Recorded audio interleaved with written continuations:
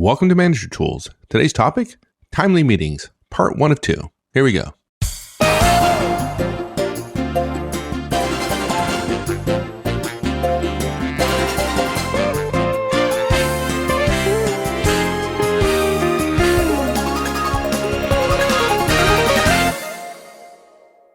Did you see recently that article in the New York Times or the interview with that senior VP from L Group? Did you see that? Oh, yeah.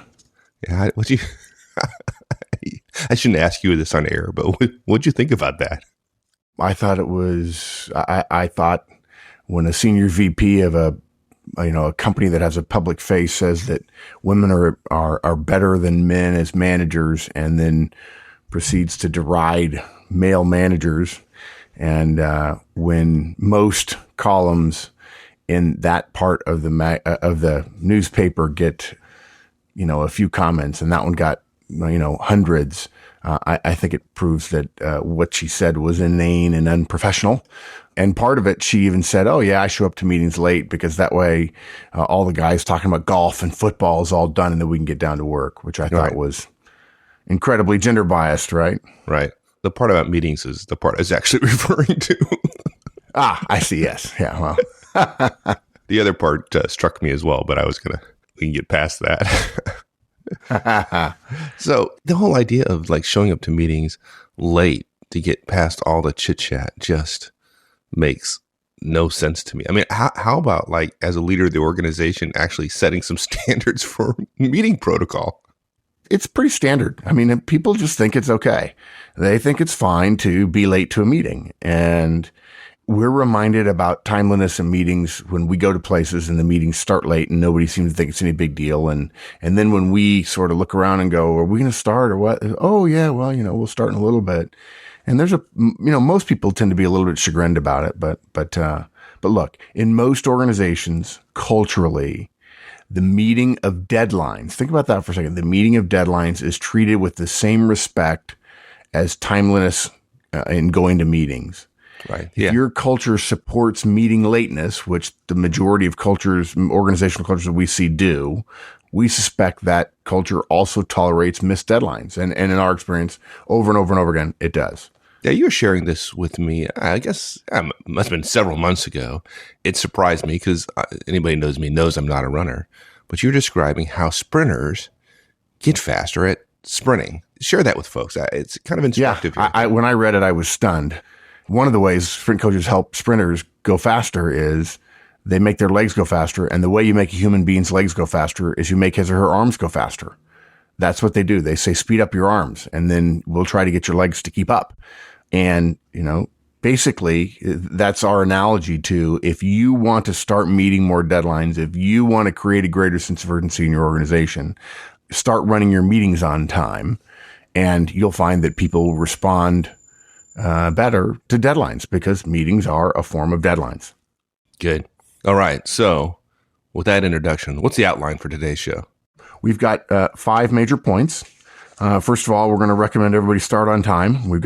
We actually have 6 suggestions in there. We're going to recommend some ways you can stay on time. We have 4 recommendations for staying on time. We've got 3 recommendations for how to end on time. Then we're going to also recommend that, unlike some situations where people try to shame latecomers, we don't do that. We just recommend that as a manager, we give feedback to those people who are late. We do that during our one-on-ones. And then lastly, we've discovered that when you put in place this culture of being on time with meetings, it's going to take about 3 instances of the same meeting for people to pick up on the fact that you really intend it. So don't expect it to be overnight. It doesn't take very long, 2 or 3 weeks, but it takes 3 meetings to get people really on board that you intend to have a meeting starting on time. Good. Okay. So in our attempt to start meeting more deadlines in the organizations by running our meetings effectively, it's hard to end on time if you don't start on time. Yeah. If you don't start your meeting on time for whatever reason, good or bad, don't sit around wishing that they did start on time. If you allow meetings to not start on time, don't get frustrated that, deadlines are not getting met. because we believe they're related. As I said, meetings are a form of deadlines, just like deliverables on any project, right? Or on any individual task that you assign. In the Horstman's Law of Project Management, who does what by when, meetings are the equivalent of you be here by now, right? It's a simple task with a deadline, be in a certain place at a certain time. It's not terribly complicated. No, it's even worse, right? Because if your meeting doesn't start on time, it probably won't end on time. And that means the meeting that's after yours is not going to start on time. And it just cycles through the entire day. And nothing starts on time. Right. And people, they say I'm back to back to back to back in meetings. And so the first one starts late and then you're doomed the rest of the day. And it's not as if every hour-long meeting takes an hour and 30 minutes. That's not the issue at all. It's just meetings start late and then it's okay. There's somehow a culture that, well, after about, an hour, we're going to go. And so if we started late, if we started at 9, we're supposed to start at 9, we start at 9:10. We'll finish at 10:10 and then we'll move on to our next meeting. Of course, as we say, that ripples throughout the day. Somebody's got to break the chain. I mean, come on, it might as well be you, right? I mean, let's start acting like we'd like others to act in the organization. Start something. Yeah. There's nothing wrong with being known as the manager who starts your meetings on time, right? Now, look, again, it's okay to say our culture doesn't support meetings starting on time. We can't know for sure, for those of you who are listening, what the culture of your organization is. But if none of the meetings you go to in your organization don't start on time, then you're right. Your culture doesn't support meetings starting on time. Now, we would suggest that your CEO wouldn't like it if he or she discovered that. And frankly, it would probably irritate some senior people, although not this particular person at L. But if the meetings you're going to don't start on time, then okay, that's the culture. And it's simple, though, really simple. If you want to change the culture, what do? You change your behavior. As Gandhi said, I've said it several times on the air, we must be the change we wish to see in the world, right? If it is to be, it's up to me. And regardless of whether your culture supports it or not, you can make this change for the meetings that you run. The people that come to those meetings on a regular basis will appreciate it. It is a seminal professional change, and it has all kinds of benefits. And as we've said, one of those is deadlines on projects and tasks. Good. Okay, so starting on time. I mean, that's not going to surprise folks when we say you need to start your meeting on time. A lot of people know that, but yet they don't do it. So do you have some suggestions on how do we go about starting time? What are some actions we can take, some behaviors we can engage in to help us get that meeting started on time? Yeah, some of this we're going to mention are bits and pieces of our effective meetings protocol. The first one is if you want to increase the chances that people come to your meetings on time, pre-publish an agenda. If you're not doing it, doing so will send a message that your meetings are, let's put it this way, if you're not doing it, then basically what you're saying is, hey, my meetings are like everybody else's. They're unplanned events. We're going to go for a little while and some stuff is going to get talked about. Maybe something's going to get decided. Maybe something's going to get discussed. But nothing concrete has to happen. In other words, this is not a time limited event, even though on our calendar there's a specific time for it. Well, if we don't get everything done, it's fine and we can kick the can down the road. And the reason we publish an agenda in advance is to send a message saying, no, that's not the case. This meeting has a certain start time, a certain finish time. There are certain agenda items on it, and we're going to send a message that we're going to get things done during this meeting. And I think probably the biggest mistake that people make about meetings, Mike, is that they believe that it's just, all you have to do is send out a thing saying, hey, we're going to talk about these 4 things. Most managers think of an agenda as a list of topics below a generic or a larger meeting topic itself or meeting title. And, look, it's better than nothing, but that's not an agenda. The discriminating factor that turns a list, a list of topics into an agenda is that every topic on an agenda has its own start and end time. And if you're really sharp, it has an owner. And by the way, on a professional agenda, you don't actually have to give any topic an end time, because the end time of topic 1 is the start time of topic 2. And the real time management brilliance in agendas, the reason they work is because we have to decide in advance, if we're the meeting leader, how long we're going to spend on each topic. If we don't do that, then we just have a list and we allow anyone at any time to stretch or compress any item on our list to any length. And if we only have an hour, that's not going to work. Yeah, I can hear folks though. That I tell you, for a lot of folks, that's difficult. That's a skill they don't have. Yeah, I can see that. And we've argued before that really it's not, even though people worry about it as a skill, and people surprise it. We get calls saying, get emails saying, how do I break this meeting up? How much time should I spend on this side and the other thing? Right. Which is a little bit surprising for us. Because it's not all completely in your control, right? You don't know who's going to bring stuff to the table. People aren't, there's no pre-briefing going on. So you have no idea who's going to hijack the meeting. You have no idea how long a particular topic's going to go. And so you just don't do it. Yeah. And yet most of us know all we need to know in terms of how to allot time on various topics. Look, it's as simple as maybe I give 15 minutes to project X, but I only give 10 minutes to project Y and only 5 minutes to the team offsite planning update or whatever. But really, it's an unpracticed skill among most managers that we know. People don't know how to do it. They say they don't know how to do it, but it's simply not that hard. And what frustrates us about this, we really think it's questionable to call oneself a professional manager if you run meetings and you aren't willing or say we're not able to make choices, which are essentially decisions in advance about how long is needed to be spent on various topics. And that's the key here. That is the key, which is we're making decisions in advance of what warrants all the people in this meeting spending time on. And it's a decision. And frankly, some managers don't like to make decisions, which is probably a completely different topic. Yeah, I also think part of it is that they're afraid they're going to be wrong, right? I mean, well, sure. That's why we don't make decisions. Right, exactly. Yeah. Even if in the beginning we were to choose where we think people are going to want to spend the most time, in other words, well, topic B is the one that's going to generate the most heat or whatever. And frankly, we think that's a bad choice. But it is serviceable after a fashion, so to speak. But we're better off if we use that as a guidepost, and if we just list 5 things that we're going to talk about, and we take the first one until it's done, we take the second one until it's done, and then if we're done with an hour and a half meeting, well, we didn't get to the last 3, and maybe we ought to just put them in order of importance. But here's the thing. We don't achieve success when it comes to meetings by simply avoiding failure. And those managers who aren't willing to make a choice in advance and say, I think this is going to take 15 minutes, or I need 10 minutes for this, or I need 15 minutes for that, that's avoiding failure. If you don't make a choice because you're afraid you're going to be wrong, you're avoiding failure. And that will keep you from having great meetings. But look, there are some simple things we can do, or at least ideas that will reduce the risk of us planning our meetings and deciding how much time each of the topics takes. Okay. The first one is really, if our meeting is only 90 minutes long, I would suggest, how wrong can we be? It's not like we're choosing to give 2 hours to something that really only needs 10 minutes, right? And since we're already meeting and we're already kicking things down the road to the next meeting very, very often, or having separate meetings, within a day or two afterwards, I would argue that if you're off by 15 or 20 minutes on any one item, it just doesn't matter all that much. There's usually too many topics for any meeting. And so the topic list is going to be pinched, or how much time we get to spend on each topic is going to be pinched anyway.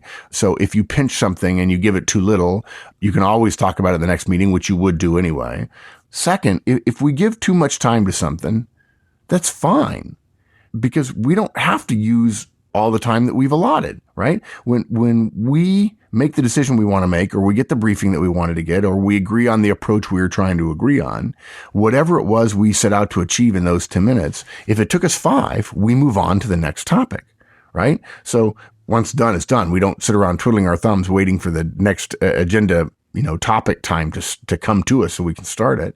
Give 10 minutes to something on the agenda that you're pretty sure you only need 3 minutes for, and basically you've got 7 minutes back right away. And then the last point is, so what if we're not that good at it, right? I mean, even if we're off by 50%, we give 10 minutes to something that should take 15, or we give 15 minutes to something that should take 10, we're going to get better at this pretty fast. We're going to learn what takes longer and what tends to take shorter. And after 4 or 5 meetings, it's going to be, we're going to get really good at it. We're humans. We're clumsy the first time we do something. But on the other hand, we can do a lot of things once we learn how. So this is just a case of doing it, being wrong a little bit in the beginning. We're already wrong now when we just have this list and we don't get through all of our topics. So we're not going to be any more wrong. We're going to be wrong in a different way. And maybe it'll look a little bit embarrassing because we're going to be wrong about choices and it's going to be frustrating. We're going to have to facilitate people to finish on a given topic when there's actually more to say. And we're going to have to essentially support our earlier wrong decision by saying, I'm sorry, we only give this 20 minutes. We're going to have to talk about it in the next meeting, and maybe we need to give it more time the next meeting. Okay, fine. But the benefit to the team and the fact that when people start going to meetings that start on time, have an agenda and stick to the agenda and then end on time, people love it so much, they're willing to forgive you the fact that in the first 3 or 4 meetings, you're off by a little bit in your agenda planning. Good. Well, we're going to need to come back to that point about facilitating the meeting, because I know folks there are out there with some discomfort around cutting off somebody if they run late. Yeah. So we're going to come back to that. So on this particular point, look at folks, just send out the agenda. Now, frankly, it's going to surprise some folks, and that's okay, because they're going to be surprised and they're going to assume that this meeting is going to be something different, something a little special. And even better, just in the note, just say, we'll be starting promptly. That'll get them thinking. Right. And look, to be fair, we understand there's some risk here. There's risks of learning how to be better in front of your team. And as Mike said, you said it recently, I don't remember which client we were at. One of our client engagements, we were talking about effective managers. You said, look, yeah, your folks are going to laugh at you. If you're a manager, your folks are going to laugh at you when you try this new thing and it's kind of awkward, but they're already laughing at you now. Let's at least, let's at least have them laugh about us trying to become more professional and knowing what we're doing and why we're doing it. Good. So yeah, we respect that there's some risk and there may be a little bit of, I didn't do that well, but if it's in the service of I'm getting better, we encourage you to do it. Good. Now, you said something, and I think we need to make this clear, because we didn't state this explicitly, which is, many of our listeners are in a lot of meetings where they're running a meeting and it's cross the organization, right? So they may be a manager, but they have directors in the meeting, right? And in your previous statement, you said something along the lines of, well, when you're running your meeting for your team. And, if you want to be a professional and you want to be an executive at some point, you need to learn to run meetings across a team of your peers, or a team that consists of people who are actually superior in rank to you. But that's not where you start, right? If you're not doing effective meetings today, good point, then start with your team, right? And so please don't write us a bunch of emails about how you can't get some VP to shut up if you're just a manager. Don't start there. That's not where the problem lies. The problem lies in the meetings that you're running for your team. Start there. Exactly. And when you get really good at that, then start including those meetings that your peers are coming to. And maybe you'll have to roll it out a little bit more slowly. And one other thing too, I think we talk about this in the effective meetings cast, which is if you're not running the meeting, we have two comments for you. One, don't complain to us that now that you're running your meetings, it's impossibly hard to sit through meetings that are poorly done. If you're running your meetings effectively and you go to meetings that aren't run effectively, it's going to drive you bonkers, but we're sorry. That's not an excuse to not make yourself and your organization, your part of the organization, better. And the second thing is, look, if you're not running the meeting, don't make a pest of yourself or don't act unprofessionally about the fact that this other meeting that you're involved in isn't being done the right way. Sit back, relax, contribute as best you can. If you're asked for guidance or so on, please offer it in a professional way, but don't make your efforts at improving your meetings become a problem for other meetings you go to, whether ones that are with your peers or your bosses and so on. Yeah. And go slow. Start with, as you said, start with the meetings that you control and get those done really, really well. And frankly, probably people, your boss and others will start asking you to run other meetings because it'll be perceived that you know how to run a meeting that stays on time. Exactly. Well, I'm glad you brought up the point about not being a thorn in everybody else's side when it comes to their meetings, right? We've seen our advice applied in some very interesting ways, and going around and telling people how messed up they are is not a real good place to start. It's not one of those relationship building moments, that's for sure. No, yeah, exactly. The opposite. So, okay, so you've been in meetings, right, where the meeting owner shows up like 10 seconds before the meeting is ready to start, and then at the appointed time, then they start shuffling their papers and getting organized, and pretty soon they're 3 minutes late just simply because they didn't show up early. And so our second point here is show up early to your own meetings. Yeah, it's pretty much a rookie manager mistake to breeze in right around the start time and set your stuff down, say hello, open your notes, pass out agenda copies, and then starting and discover you're starting 3 minutes after the starting time. That's not very, very auspicious. Look, if you're going to start a meeting on time, you have to be early enough to have all of our stuff set down, coffee handy, pre-meeting chats all finished, your notes open, your agenda out, everything. And look, there's nothing wrong with being a little bit early. It sends a clear message when you are at the head of the table, if that's where you want to sit. When you're the meeting leader, you're at the head of the table, you're staring at your clock or your watch, waiting for the meeting to start. Frankly, those of you who have been to a conference have seen me do it. I stand in front of the room and, there's a clock facing the audience and there's a clock facing me, or sometimes there's a clock on the wall if we get so lucky. And I'm staring at the clock, waiting for the clock to come up on 8:00 or whenever the meeting's scheduled to start. When it's done, it's a little bit unnerving for some people, although it's also essentially preparation for the meeting. Nobody misses the tone of a meeting leader who is in place, ready to do what she's supposed to do, and watching the clock to start the meeting. Okay. It sends a message. The tone is, this meeting is going to start on time, folks. And I would argue it sends another message, which is welcome to the world of adult professionals where we do what we say we're going to do. Yeah. And then start on time, obviously. Yeah, I recall railing against a coaching product once that had as one of its steps coaching. Of course, they didn't define what they meant by coaching. And here we are, having a sub-step be the same thing as the actual meeting, the actual podcast topic. But really what we mean is at the exact appointed starting time, the meeting leader says, okay, we're starting. Or good morning, or meeting starting now, welcome everyone, or welcome all, our purpose today is X. We don't wait for other people to filter in. Meetings start at a specific time. The definition of a meeting starting is the meeting leader starts the meeting and essentially starts walking through the agenda. If there's one person in the room, it doesn't matter, the meeting has started. If the only person in the room is the meeting leader, the meeting can still start.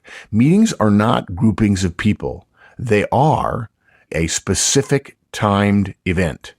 And there are people that are supposed to be there. And we just see too many meetings that start about 4 minutes late. And the definition of when to start is when the meeting leader seems to think that there's a critical mass, whether that's 6 of 10 or 4 of 10, depending upon who those 4 are. It seems to change depending upon the person and the company and the culture and so on, which we think is just terribly, terribly inefficient. And frankly, there's a standoff going, as I think we shared with many people before when we've talked about meetings, which is people are standing outside the room saying, I'll go in when she starts. And the meeting leader is saying, I'll start when they come in.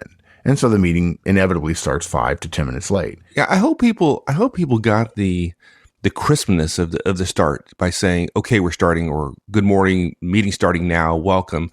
Something that indicates the meeting has started versus, these soft openings that I've seen a lot of meeting owners do, right? Which is they sit down about the appointed time. If they're starting on time, they start chit chat, right? As a way of kind of easing into it, making it easier for folks. How you doing, Bob? How's your weekend? And there's 5 or 7 minutes worth of chit chat going on. That's not the start of the meeting. Yeah, I've even seen it where the chit chat happens 2 or 3 minutes early. Hey, how's it going? And it's clear that when the meeting leader starts, everybody sort of calms down a little bit. But for some reason, it's meeting leader chit chat, which is more important than other people's chit chat. And somehow that's a nice way to ease, as you say, to ease into the meeting, which is just wrong-headed. It's fine to be chit chatting for a couple of minutes. It's fine to sit down, be ready to start the meeting and chit chat with somebody in the room. And then at the appointed time, to look it up at everybody and say, okay, we're starting. And again, at the very crux of starting on time is looking at the clock, waiting until the stated time, and then opening the meeting at that exact time. The only time you would not start a meeting on time is when everybody is there early. So if everybody's there, you start early because, shoot, let's get done early and go away. We don't wait for anyone. We do not wait for anyone at any time to start the meeting.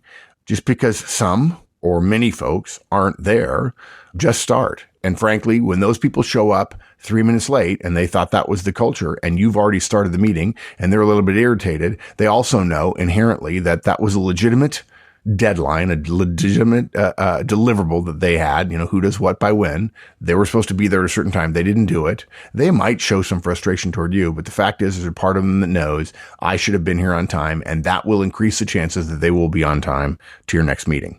And let me just mention something else. I tell this story.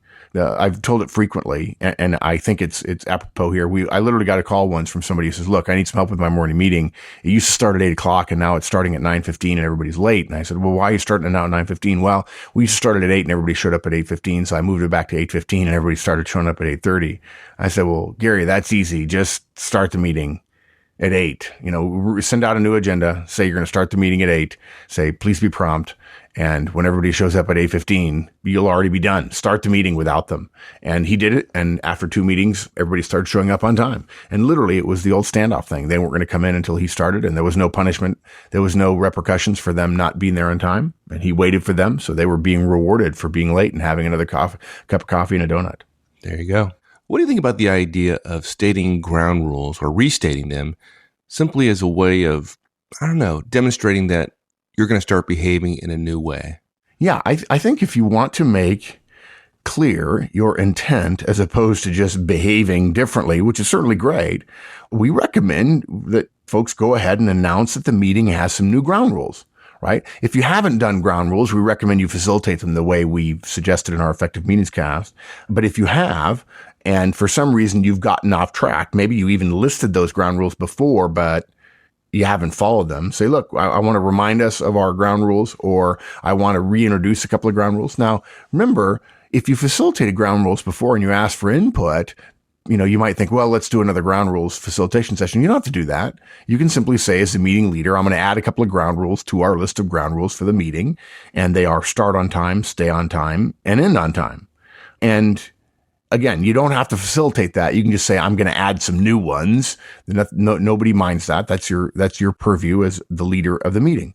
And all it does is state the obvious or give people some advance notice about what you're going to do, rather than simply acting as if you've gotten religion.